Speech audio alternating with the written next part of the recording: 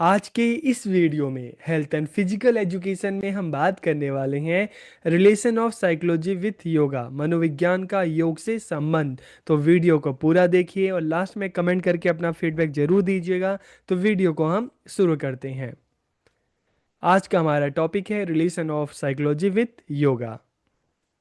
तो देखिए, जब हम मनोविज्ञान का योग से संबंध की बात करते हैं, रिलेशन की बात करते हैं, तो if psychology is the science of the mind, कि यदि मनोविज्ञान मन का विज्ञान है तो योग मन को नियंत्रित करने की तकनीक है।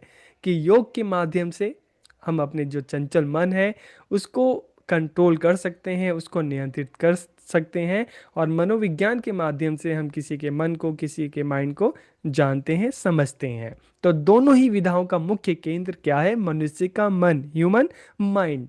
दोनों का मुख्य लक्ष्य क्या है? मानव कल्याण। योगा का भी क्या है एम, जो मुख्य लक्ष्य है, गोल क्या है?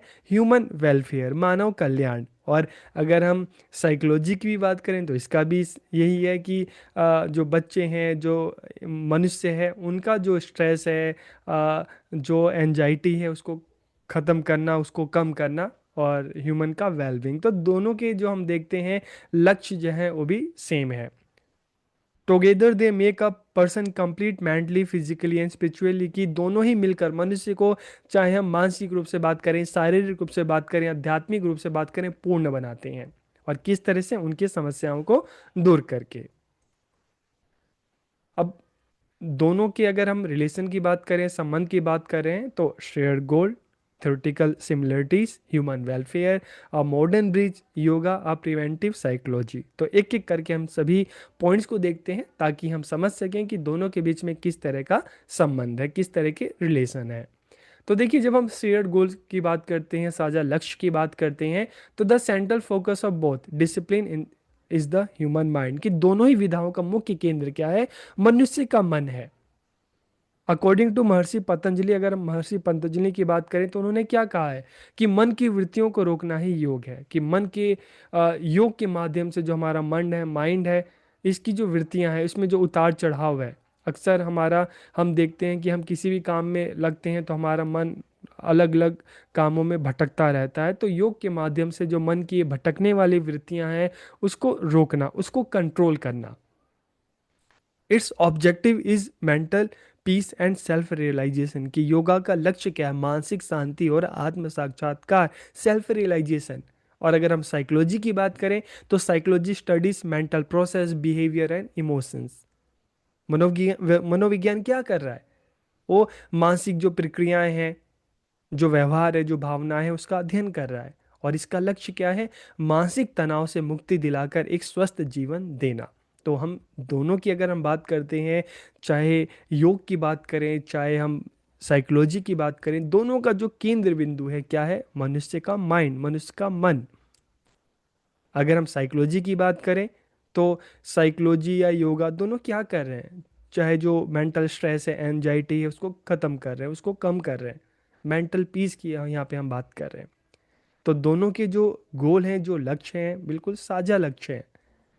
और थ्योरेटिकल सिमिलरिटीज़ की अगर हम बात करें, सैद्धांतिक समानताओं की बात करें, तो मनोविज्ञान के कई आधुनिक सिद्धांत हजारों साल पहले योग में बताए गए थे already. Many modern theories of psychology were articulated in yoga thousands of years ago. What is called unconscious mind in psychology is called संस्कार इन योगा। कि मनोविज्ञान में जिसे हम अनकॉन्शियस माइंड कहते हैं, योग में उसे क्या कहा जाता है? संस्कार कहा जाता है। These are the deep seated influences that govern our current behavior। कि ये वह गहरे प्रभाव हैं जो हमारे वर्तमान व्यवहार को नियंत्रित करते हैं। मनोविज्ञान गलत सोच की बात करता है जबकि योग अज्ञानता को सभी दुखों का मूल कारण मानता है। तो यहाँ पे थ्योरेटिकल सिमिलरिटी से हम बात करते हैं। ठीक है, कि इंसान अगर गलत काम कर रहा है तो उसके पीछे की गलत सोच है, मनोविज्ञान हमें बता रहा है। लेकिन योग क्या बता रहा है? कि इसी चीज़ को योग किस चीज़, क्या नाम दे रहा है? अज्ञानता। कि हमारी अज्ञानता ही है जो सभी दुखों का मूल कारण है। और अगर हम ह्यूमन वेलफेयर की बात करें तो दोनों का जो अल्टीमेट जो गोल क्या है? ह्यूमन वेलफेयर है। दोनों के तरीकों में कुछ बुनियादी अंतर है, लेकिन दोनों का जो उद्देश्य है मानव कल्याण है, कल्याण है। ठीक है। मनोविज्ञान बातचीत और दवाओं द्वारा मानव कल्याण पर जोर देता है। साइकोलॉजी की बात करते हैं तो ये किस तरह से ह्यूमन वेलबींग, ह्यूमन वेलफेयर पे जोर दे रहा है, ठीक है, थ्रू मेडिसिन, ठीक है, और बातचीत के द्वारा, कन्वर्जेशन। और जबकि हम योग की बात करते हैं तो योग एम्फेसाइजेज ह्यूमन वेलबींग थ्रू यम, यम मतलब सोशल डिसिप्लिन, नियम मतलब पर्सनल डिसिप्लिन, अलग अलग आसन, प्राणायाम एंड मेडिटेशन। लेकिन दोनों अगर हम बात करें तो दोनों का लक्ष्य क्या है? Human wealth. अब मॉडर्न ब्रिज, आधुनिक सेतु। तो साइकोलॉजी और योग किस तरह से एक मॉडर्न ब्रिज का काम करते हैं? एक ब्रिज का काम क्या होता है कि रास्तों के बीच में जो गैप है उसको भरना, ताकि जो यात्रा करने वाले हैं बिना किसी प्रॉब्लम के अपनी जो यात्रा है आराम से कर सकें। उसी तरीके से हम देखते हैं कि अपनी लाइफ जर्नी में बच्चे हैं, बड़े हैं, उनको इस तरह की मेंटल किसी तरह की प्रॉब्लम होती है, एंजाइटी होती है, स्ट्रेस होती है, तो योग और साइकोलॉजी के माध्यम से इस समस्या को दूर कर दिया जाता है और दूर करने का प्रयास किया जाता है, ताकि इंसान अपनी लाइफ को खुशी के साथ जी सके। तो इस तरह से हम देख रहे हैं कि साइकोलॉजी और योग ह्यूमन लाइफ में एक मॉडर्न ब्रिज का काम कर रहे हैं। और इसलिए हम देख रहे हैं कि आज के समय में योग और मनोविज्ञान एक दूसरे के करीब आ गए हैं। दोनों ही इस बात पे जोर देते हैं कि व्यक्ति अपनी खुशियों और सामर्थ्य को कैसे बढ़ाए, कैसे जो व्यक्ति के जीवन में जो स्ट्रेस है, जो एंजाइटी है, वो कम हो। इसलिए हम देख रहे हैं कि योग का प्राणायाम अब मनोविज्ञान में तनाव कम करने के एक वैज्ञानिक तरीके के रूप में भी मान्य है। और योगा और प्रिवेंटिव साइकोलॉजी, योग क्या है? एक निवारक मनोविज्ञान है। किस तरह से? जब हम साइकोलॉजी की बात करते हैं तो साइकोलॉजी में हम क्या देखते हैं कि अक्सर समस्या होने के बाद जो है मनुष्य का, बच्चे का उपचार किया जाता है। और वहीं अगर हम योग की बात करें तो योग, मेडिटेशन सब स्टार्टिंग से ही डेली सब करते हैं, ठीक है। और इससे क्या होता है कि योग व्यक्ति को भावनात्मक रूप से इतना मजबूत बना देता है कि वह तनाव और अवसाद का शिकार आसानी से होता ही नहीं है। तो इसलिए योग को हम एक प्रिवेंटिव साइकोलॉजी, एक निवारक मनोविज्ञान कहते हैं।